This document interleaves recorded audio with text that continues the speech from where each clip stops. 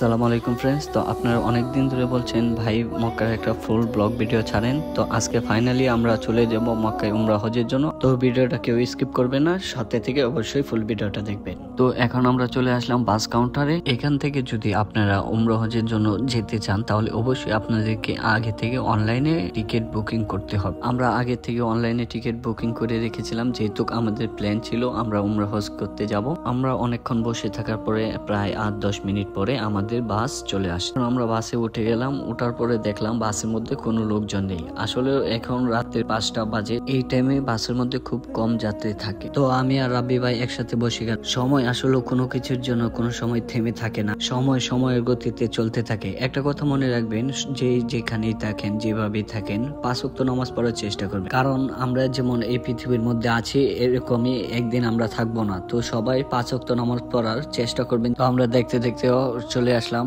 এবার আমরা বাস থেকে নেমে গেলাম। এখন বাজে সকাল 6টা 15। এই হচ্ছে মক্কা ক্লক টাওয়ার, যেটা আমরা টিভির মধ্যে বা অনেক ভিডিওর মধ্যে দেখে থাকি। এটা কিন্তু একটা হোটেল, যেটার নাম হচ্ছে জাবালুম। আপনারাও যদি চান, কেউ যদি উমরা হজ করতে আসেন, যে এই হোটেলের মধ্যে থাকবেন আর এখান থেকে আপনি কিন্তু মক্কার একদম ফুল দৃশ্যটা দেখতে পারবেন পাখি। তো আমরা সামনের দিকে আগাচ্ছি এখন, যেহেতু আমরা উমরা হজের জন্য যাচ্ছি।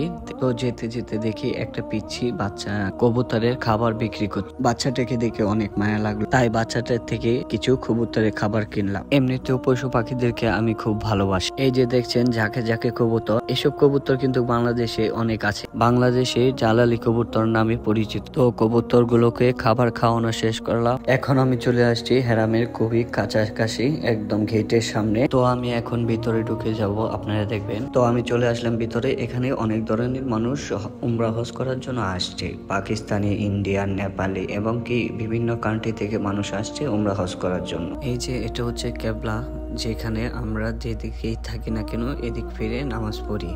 এখানে একটা আসওয়াদ পাথর আছে। এই যে এই পাথরের যে চুমু দেবে তার জীবনে সকল গুনাহ মাফ হয়ে যাবে। এই যে দেখছেন অনেক মানুষ ভিড় করে দেখছে। এই যে এটা হচ্ছে একটা পাথর। যখন নবী করিম সাল্লাল্লাহু আলাইহি ওয়াসাল্লাম এই কাবা ঘর তৈরি করে, তখন হযরত মুহাম্মদ সাল্লাল্লাহু আলাইহি ওয়াসাল্লাম এই পাথরের উপর দাঁড়ায় আর পাথর উপর অব্দি নিয়ে যায়, ঈদ দেওয়ার জন্য সাহায্য করে। আপনারা যদি লক্ষ্য করেন, হযরত মুহাম্মদ সাল্লাল্লাহু আলাইহি ওয়াসাল্লাম পায়ের ছাপ দেখা যায়।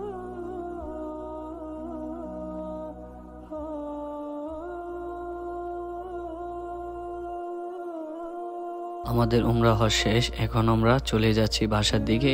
ইনশাআল্লাহ পরবর্তী কোনো ভিডিও সাথে আপনাদের দেখা হবে। যদি ভিডিওটা ভালো লাগে তাহলে একটা লাইক করবেন আর চ্যানেলটা সাবস্ক্রাইব করবেন, যেন পরবর্তী ভিডিওটা আপনারা দেখতে পান।